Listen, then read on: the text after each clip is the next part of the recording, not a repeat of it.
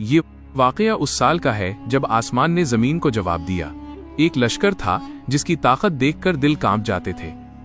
हाथियों की कतारें, लोहे की जिरहें, आर्मर और फतह का यकीन सब कुछ मौजूद था। मगर इस लश्कर को ये नहीं मालूम था कि जिस घर की तरफ वो बढ़ रहे हैं वो घर अल्लाह का है, और अल्लाह जब हिफाजत का इरादा फरमाए तो न फौज काम आती है, न तलवार, न हाथी। उस दिन आसमान से छोटे छोटे परिंदे उठे और एक पूरी फौज मिट्टी की तरह रौंदी गई।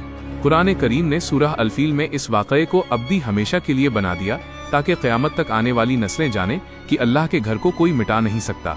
बात है आमुल फील की, यानी हाथी वाले साल की।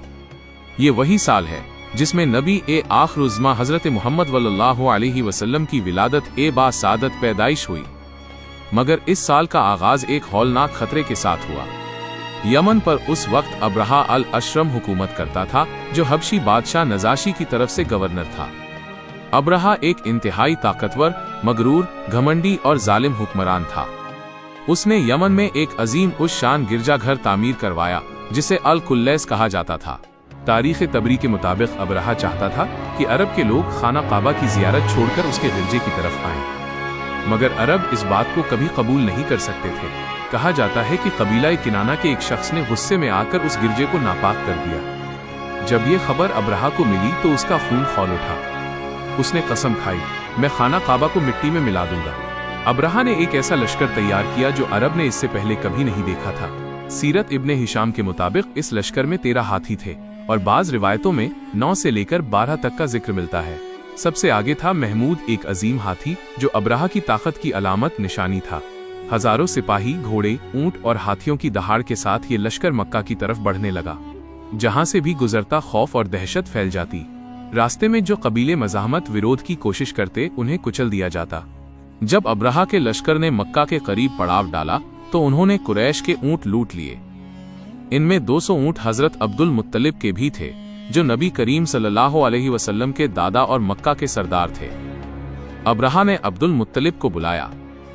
तारीख तबरी के मुताबिक जब अब्दुल मुत्तलिब अब्रहा के दरबार में पहुंचे तो अब्रहा उनकी शख्सियत से इतना मुतासिर प्रभावित हुआ कि तख्त से उतरकर उनके साथ बैठ गया। अब्रहा ने पूछा, तुम्हारी क्या हाजत जरूरत है? अब्दुल मुत्तलिब ने कहा, मेरे 200 ऊंट वापस कर दो। अब्रहा हैरान हुआ, मैं खाना काबा मसमर ढहाने करने आया हूं और तुम ऊंटों की बात करते हो। अब्दुल मुत्तलिब ने जवाब दिया, ऊंटों का मालिक मैं हूं, इसलिए मैं उनकी बात करता हूं। काबे का मालिक अल्लाह है, वो खुद अपने घर की हिफाजत करेगा। ये अल्फाज तारीख में महफूज हो गए, ईमान और यकीन की एक अजीम मिसाल बनकर। ऊंट वापस मिलने के बाद अब्दुल मुत्तलिब मक्का लौटे। उन्होंने कुरैश को हुक्म दिया, पहाड़ों में चले जाओ, अपनी औरतों और बच्चों को महफूज कर लो। खुद अब्दुल मुत्तलिब काबे के दरवाजे की जंजीर पकड़कर खड़े हो गए और अल्लाह से दुआ मांगी। सीरत इब्ने हिशाम में उनके यह अल्फाज महफूज हैं, ऐ अल्लाह, बंदा अपने सामान की हिफाजत करता है, तू भी अपने घर की हिफाजत फरमा। मक्का की गलियां खाली हो गईं, हवा में सन्नाटा था, काबे के पर्दे लहरा रहे थे और आसमान खामोश था। अब्रहा का लश्कर मक्का की वादी मुहस्सिर तक पहुंचा और फिर एक अजीब वाकया हुआ। महमूद, वो अजीम हाथी जो सबसे आगे था, अचानक रुक गया। लोगों ने उसे आगे बढ़ाने की कोशिश की, नेज़े चुभोए, अंकुश मारे, मगर महमूद नहीं हिला। जब उसे यमन की तरफ मोड़ा जाता तो फौरन उठकर चलने लगता। जब मक्का की तरफ मोड़ते दोबारा बैठ जाता। सीरत इब्ने हिशाम में ये वाकया तफसील से दर्ज है कि वो हाथी जो पहाड़ों को हिला सकता था, अल्लाह के हुक्म से एक कदम आगे न बढ़ सका। और फिर वो लम्हा आया जो तारीख़ इंसानी में हमेशा के लिए नक्श हो गया। कुरान करीम सूरह अल-फील में अल्लाह ताला फरमाते हैं, क्या तुमने नहीं देखा कि तुम्हारे रब ने हाथी वालों के साथ क्या किया? क्या उसने उनकी तदबीर को नाकाम न कर दिया और उन पर परिंदों के गोल झुंड भेजे जो उन पर पकी हुई मिट्टी के पत्थर फेंक रहे थे? बस अल्लाह ने उन्हें खाए हुए भूसे की तरह कर दिया। सूरह अल-फील आयत 1-5। समुद्र की तरफ से परिंदों के गोल उठे अबाबील। ये छोटे छोटे परिंदे थे, लेकिन हर परिंदे के पास 3 कंकर थे, एक चोंच में, एक दाएं पंजे में, एक बाएं पंजे में। और जब वो कंकर गिरे तो जिस पर भी गिरा उसका जिस्म गलना शुरू हो गया। इब्ने इसहाक की रिवायत के मुताबिक लश्कर में भगदड़ मच गई। सिपाही एक दूसरे को रौंदते हुए भागे, रास्तों में लाशें बिछ गईं। अब्रहा खुद भी इस अजाब से न बच सका। वो यमन की तरफ भागा, मगर रास्ते में ही उसका जिस्म टुकड़े टुकड़े होने लगा। तारीख तबरी में है कि वो यमन पहुंचते पहुंचते हलाक हो गया।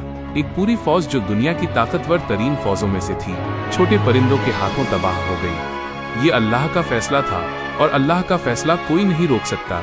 असहाबे फील का ये वाक़या सिर्फ एक तारीखी वाक़या नहीं, ये हर दौर के लिए एक पैगाम है। जो कौमें अल्लाह के घर को, अल्लाह के दीन को और अल्लाह के बंदों को मिटाने की कोशिश करती हैं, अल्लाह उन्हें इसी तरह मिटाता है जैसे अबरहा की फौज मिटाई गई। अबरहा के पास हाथी थे, अल्लाह ने छोटे परिंदे भेजे। अबरहा के पास लोहे की जिरहें थीं, अल्लाह ने मिट्टी के कंकर भेजे। अबरहा के पास हजारों सिपाही थे, अल्लाह ने एक लश्कर को चंद लम्हों में तबाह कर दिया। ये वाक़या हमें सिखाता है कि ताकत असलहे हथियारों में नहीं, अल्लाह के भरोसे में है। अब्दुल मुत्तलिब ने कहा था, अल्लाह अपने घर की हिफाजत खुद करेगा, और अल्लाह ने की अबाबील के जरिए। आज भी जब दुनिया की ताकतवर ताकतें इस्लाम को मिटाने की कोशिश करती हैं, तो ये वाक़या हमें याद दिलाता है, अल्लाह का घर, अल्लाह का दीन, अल्लाह की हिफाजत में है, हमेशा था, हमेशा रहे।